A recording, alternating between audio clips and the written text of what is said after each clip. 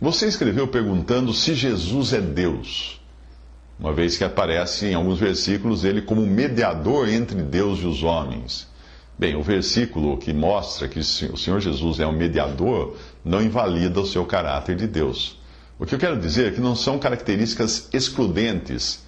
Elas só parecerão excludentes a quem não quiser aceitar certas verdades da palavra de Deus. Por exemplo, o Salmo 2, de 7 a 12, fala de Jesus como Filho de Deus. Já o Salmo 110, versículo 1, fala dele como Senhor. O Salmo 45 fala de Jesus como mais formoso do que os filhos dos homens, ungido com óleo de alegria mais do que os teus companheiros, cujas vestes cheiram a mirra e aloés e cássia. Mostra também ele como rei, como senhor, como digno de adoração. E aí no versículo 6, mostra o Senhor Jesus como Deus. Veja, na mesma passagem, você tem essas divisões de caráter do Senhor apresentado em diferentes instâncias, ora como homem, ora como Deus. Isaías 9 dá mais detalhes, veja só a passagem. Porque um menino nos nasceu, um filho se nos deu. O principado está sobre os seus ombros e se chamará o seu nome maravilhoso, Conselheiro, Deus forte, Pai da eternidade, Príncipe da paz. E João 1, versículo 1 diz, chama Jesus de Verbo, e o Verbo era Deus. Filipenses 2 fala dele como sendo em forma de Deus. Hebreus 1 fala dele como agente criador, mantenedor de todas as coisas. E ainda diz, e todos os anjos de Deus o adorem. Você adora Jesus? No versículo 8 do mesmo capítulo, ele repete o que diz no Salmo 45. Do Filho diz, ó Deus, o teu trono subsiste pelos séculos dos séculos, cetro de equidade é o cetro do teu reino. Aí Colossenses 1 chama Jesus de imagem do Deus invisível. 1 Timóteo 3,16 não deixa dúvida ao dizer que Deus se manifestou em carne, foi justificado no Espírito, visto dos anjos, pregado aos gentios, crido no mundo, recebido acima na glória. E algumas passagens dos evangelhos mostram atributos de Jesus que pertencem a Deus, como Senhor do sábado, por exemplo, Mateus 2,28, perdoador de pecados, Lucas 5,20, ressuscitador de mortos, João 11, 43 e 44, infinito nas suas obras, João 20, de 30 a 31. Portanto, ele foi reconhecido pelas pessoas como verdadeiramente o Cristo, o Salvador do mundo, João 4,42. Você é o José, mas você também é Silva, dando um nome fictício agora, né?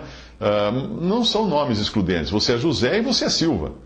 Apenas diferentes identificações ou atributos de uma mesma pessoa. Como você é um cara inteligente, veja isto. Abre aspas. Vós sois as minhas testemunhas, diz o Senhor, e meu servo a quem escolhi para que o saibais e me creiais, e entendais que eu sou o mesmo, e que antes de mim Deus nenhum se formou, e depois de mim nenhum Deus haverá. Eu sou o Senhor, e fora de mim não há Salvador. Isaías 43. Agora veja isso aqui. Porventura não sou eu o Senhor? Pois não há outro Deus senão eu. Deus justo e Salvador não há além de mim. Isaías 45, 21. Agora veja mais essa passagem. Porque não há Salvador senão eu, diz o Senhor através de Oséias 13, 4. Muito bem, então depois de tudo isso, nós lemos no Evangelho, pois na cidade de Davi vos nasceu hoje o Salvador, que é Cristo o Senhor, Lucas 2,11. Ué, nós temos um problema então aqui. Se Jesus é o Salvador e ele é Deus, pois claramente não há outro Salvador, ou ele é Deus ou ele é um impostor. Entendeu? Se lá os profetas falaram que não tinha outro Salvador, a não ser Deus, Jeová, quem é Jesus, então, que abre o Evangelho dizendo que é o Salvador?